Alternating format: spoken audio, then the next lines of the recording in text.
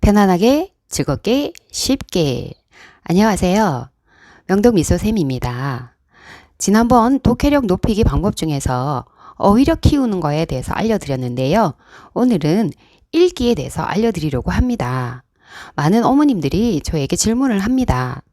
우리 아이는 책을 다 읽었는데 책 내용을 물어보면 답을 잘 하지 않아요. 이해가 잘 되지 않는 것 같아요.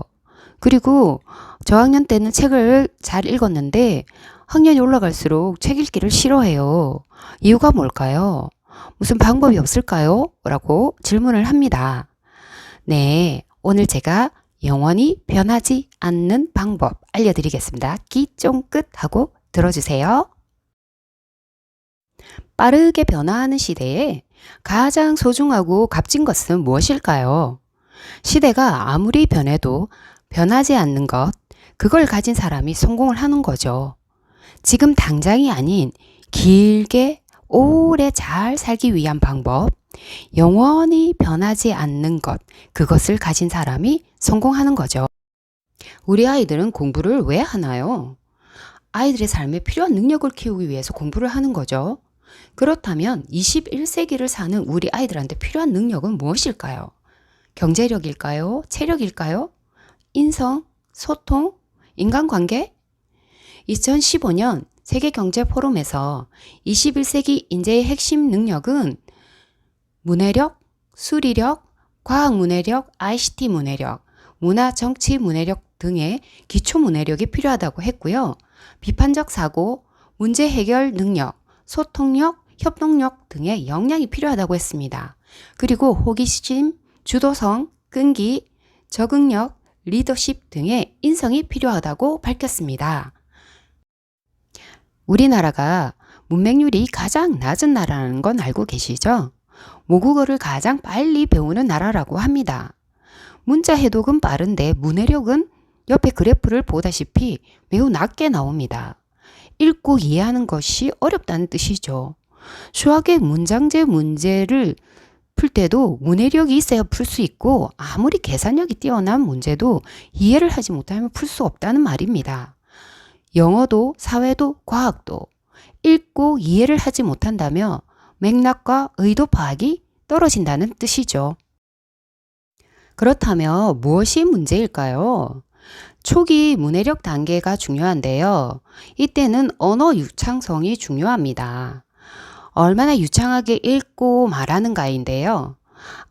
아이가 말할 때 부모님이 가운데 끊지 말고 끝까지 들어야 합니다. 그래야 완전한 서술이 가능합니다. 그리고 중학년인 3, 4학년일 때는 말하거나 읽고 쓸 때 조사를 빠뜨린다든지 서술어를 씹어먹는 습관, 말끝을 흐리고 얼버무리면 정확한 의사전달이 되지 않습니다. 그렇기 때문에 말할 때, 글 쓸 때, 읽을 때 완전한 서술을 할 수 있도록 도와주세요. 중학년인 3, 4학년은 언어의 빅뱅 시기입니다. 과목도 늘고 책 내용도 글이 많아지고 어려워지죠. 그렇기 때문에 초기 읽기 단계가 얼마나 중요한지 아시겠죠? 이때는 상급 정도의 어휘력을 가지고 있어야 하는데요. 예를 들면 슬프다라는 표현을 할 때 구슬프다, 애절하다, 애처롭다로 표현할 수 있어야 한다는 겁니다. 어휘력이 떨어지면 학업 부진은 물론 정서 문제 등 자아 효능감도 떨어지게 되고요. 표현력이 부족하고 의사 전달이 제대로 안 되면 관계에도 문제가 생겨서 아이가 스트레스를 받게 되죠. 자, 이제 독해력 발달 단계를 살펴보려고 하는데요. 취약 전 5, 6세는 음성 언어를 부모로부터 듣는 단계입니다. 이때 바로 독서 시작에 싹이 트는 그런 단계라고 볼 수 있죠. 초등 들어가기 전에 이 그림 읽기가 제대로 안 됐을 때 나중에 아이들이 만화를 많이 보게 된다고 합니다. 자신이 스스로 이미지 그리기가 안 되기 때문이라고 하네요. 1학년에는 그림책을 보게 되는데요. 엄마와 함께 그림책을 읽으면 정서 안정에도 도움이 됩니다. 그리고 아이가 질문을 했을 때 이해하기 쉽게 답을 해주면서 도움을 줘야 한다네요. 그러니까 부모님의 도움이 필요한 시기이죠.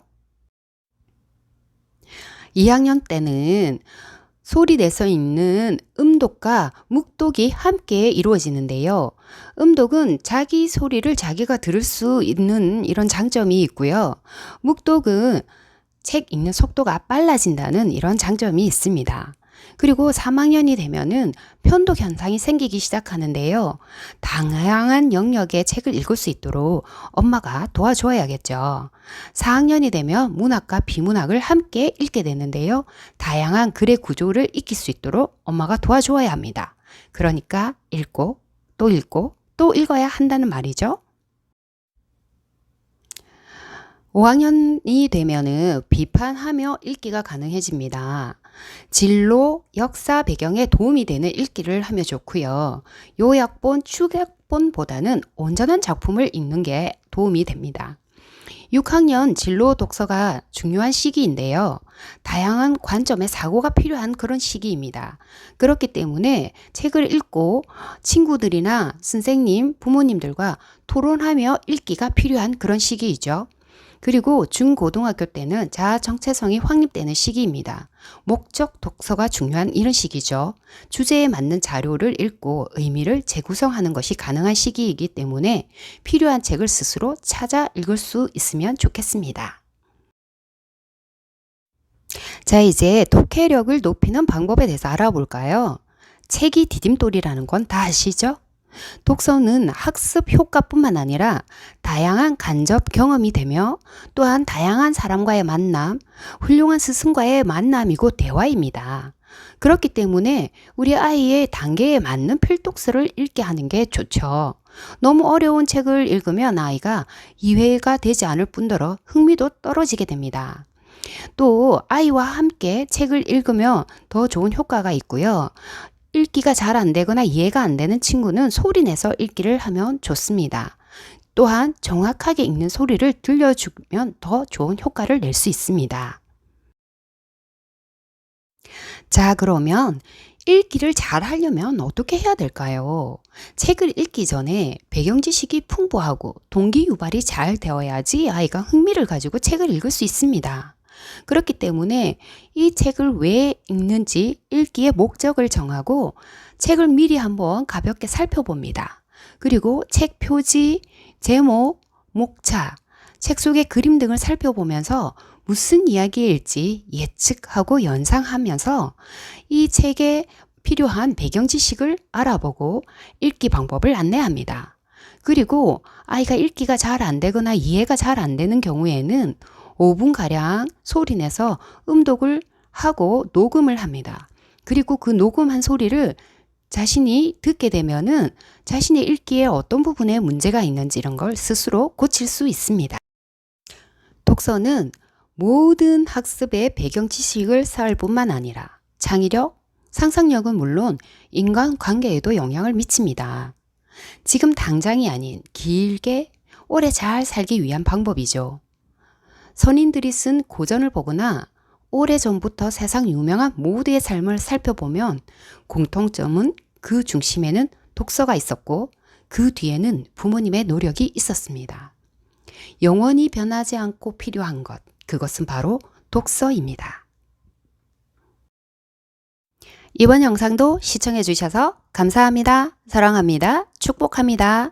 도움이 되셨다면 구독과 좋아요 꾹 눌러주세요.